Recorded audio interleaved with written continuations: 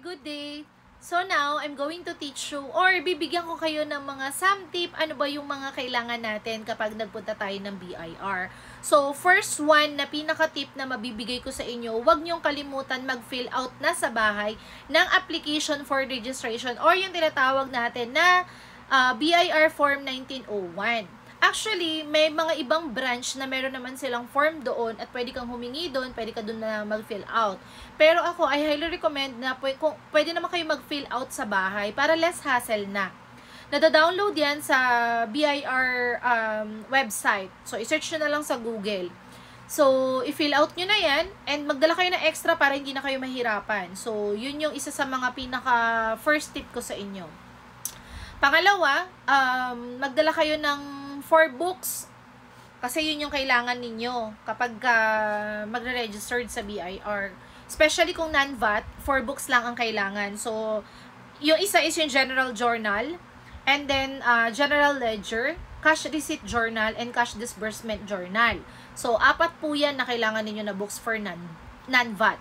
So, next is kung kaya ninyong maghanap na ng printing shop na accredited dapat ng BIR, maghanap na kayo bago pa kayo pumunta sa BIR. Para dire-diretso na yung process. Alamin nyo na kung ano yung pangalan ng printing shop na yon, saan siya located, ano yung TIN number nila.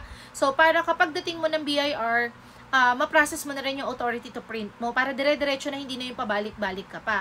Kasi yung iba, ang nangyayari, wala pa silang alam na accredited printing shop, so alis sila, maghanap muna sila ng accredited printing shop, tapos babalik na naman sila ulit to process the authority to print. Or else, pwede mo naman din ipaprocess yun sa printing shop. Kaya lang kasi, mas magiging mahal yung, yung expenses mo. So, yun. Ang tip ko sa inyo, maghanap na kayo ng printing shop na accredited ng BIR para at least makuha nyo na yung details nila and ma-process na yung authority to print. And wag nyo rin kalimutan na magdala ng DTI copy ninyo kasi kailangan nyo yung DTI copy. And maging magalang po tayo sa mga guards, sa lahat ng staff para at least sila yung talagang tutulong sa atin. Kasi dito sa RDO sa amin, sobrang thankful dahil sobrang babait na mga staff and even the guard, sobrang bait. So lahat sila, no? Talagang tutulungan ka nila. Another tip pa na mabibigay ko sa inyo, kung kayo ay mayroong small business naman at hindi naman lumalagpas sa 3 million yung asset ninyo, mag-apply kayo sa BMBE or yung tinatawag natin na Barangay Micro Business Enterprise. Comment down below kung gusto ninyong malaman kung paano yung procedure nun. Kasi alam nyo, yung BMBE na yan is marami siyang benefits na pwedeng maibigay sa inyo. Mas mapapababa niya yung tax ninyo. Kasi nga kung small business lang naman. So comment down below kung gusto nyo ng another video regarding BMBE, DTI, and etc. pa.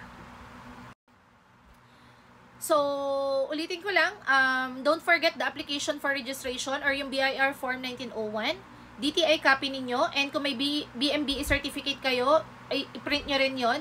And then, ayun, yung pangalan, TIN number, address nung printing shop na dapat accredited ng BIR, maghanap na rin kayo nun para ma-process nyo na lahat dire-diretso. And then, yung for journal kapag non-VAT, dalhin nyo na rin. Or else, may mabibila naman doon, pwede rin naman din kayo bumili doon. Kaya lang, para mas makasigurado, magdala na lang kayo.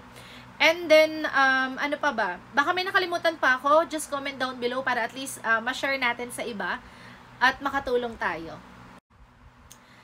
And additional information lang din, more or less ang binayaran ko sa BIR is 30 pesos for the stamp and then 1.5 para sa resibo. So, sobrang mura lang. Kaya, wag matakot na magpa-registered sa BIR. Basta tama lang yung mga procedures ninyo. And another tip ulit is yung just in case na yung address ng business ninyo eh hindi nakapangalan sa inyo. Pero halimbawa, example ha, nangungupahan ka. So, kontra ko please yung kailangan mong i-provide. Dali nyo na lang yan kasi minsan hinahanap, minsan naman hindi. Pero much better na sobra yung dala ninyo, at least hindi kayo mahihirapan.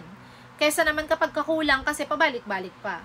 Kung nasa sariling bahay nyo naman kayo, pero hindi sa'yo nakapangalan yung titulo, example na sa mother mo nakapangalan yung titulo, so humingi ka ng letter doon sa mother mo or sa lola mo, kung kanino man nakapangalan yung titulo ng bahay, humingi ka ng letter sa kanya, katibayan na binibigyan kanya ng authorization na gamitin mo yung kaunting parte ng bahay ninyo for your business. So, importante rin yun kasi minsan hinahanap siya sa BIR, minsan naman hindi.